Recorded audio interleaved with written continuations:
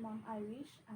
This interview is our requirement in Educ 64, the teacher and the school curriculum. Further, I have two questions only for you to answer. First, what is your ways in delivering your lesson towards your students? Okay, good afternoon. Since we are suffering now for the COVID-19 pandemic, the Department of Education is now utilizing, especially in our school, we are utilizing the modular distance learning. So it means that it is a self-instructional instruction where the students learn in their own using the self-learning modules in print, not in digital, because we don't have that online technology, so we cannot provide them the media. So we only utilize the print modules or the self-learning modules. So that self-learning modules provide the concepts, or what do you call that one, the topic, several topics in which the students will just scan, read, and understand in their own pace. So that is self-pacing. So that is one way.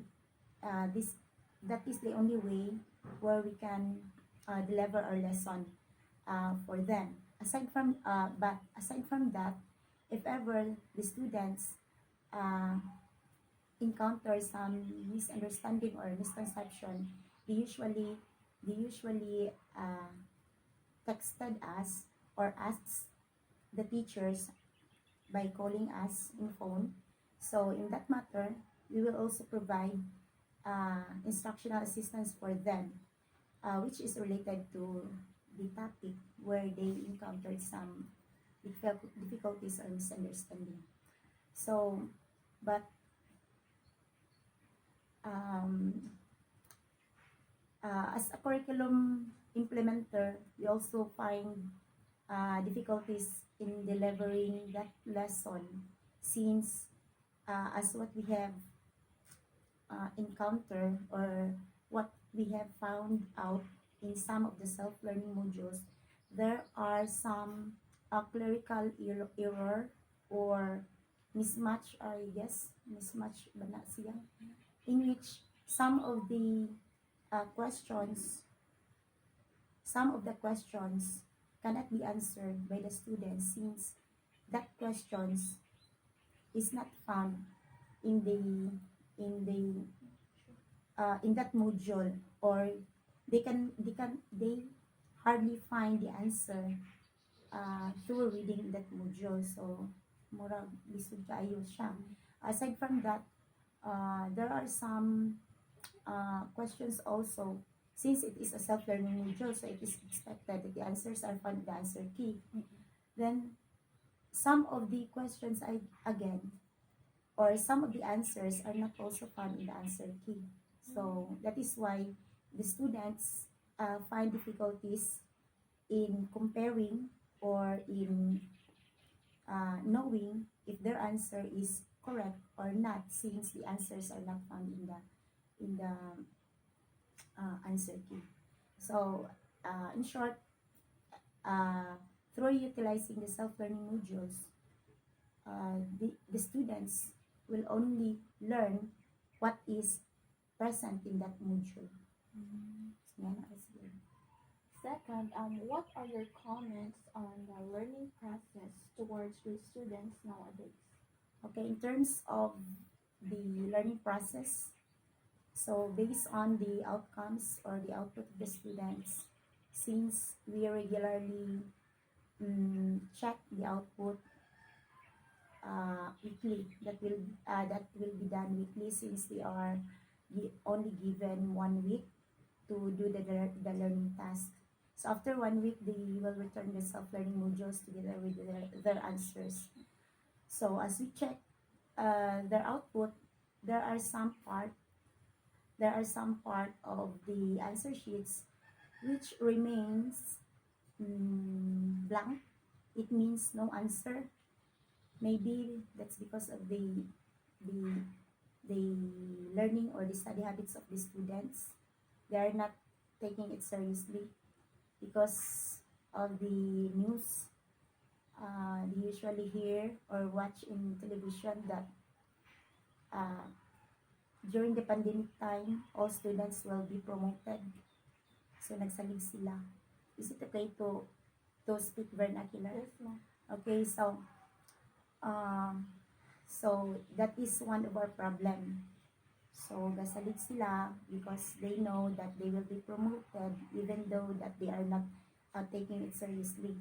But as of curriculum implementers or a teacher, if we will found out if we found out that students did not perform well in their performance task, so we also provide technical assistance by going or by conducting the kanang home visitation.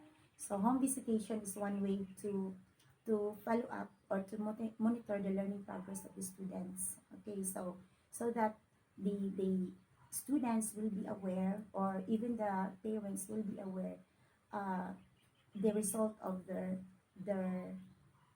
learning, what do you call that one, their outcomes or their output.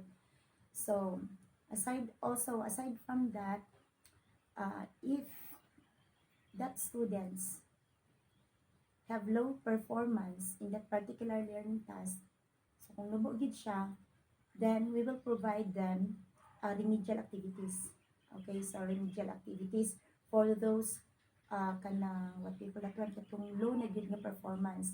But for those students who are in the middle level, we also provide enhancement activities. Okay, so enhancement activities for those students in the moderate, if we are going to categorize with the low, the moderate, or the fast learners, yan na. So the moderate one, we will provide enhancement activities. Even the fast learners. So because that is an instruction from the Department of Education that we will provide some activities just to enhance their learning progress.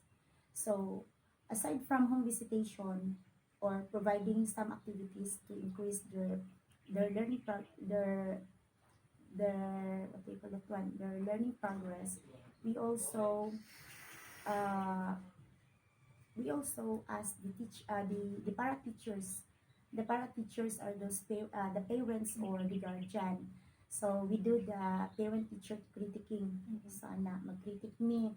So we will show the result of the students, then ask the parents um, if they encounter of or ask the parents what are their kanang mga kanang what are the also their like for example their responsibilities in helping their children or their since their childrens are learning in their home, so unsa ilang mabuhat.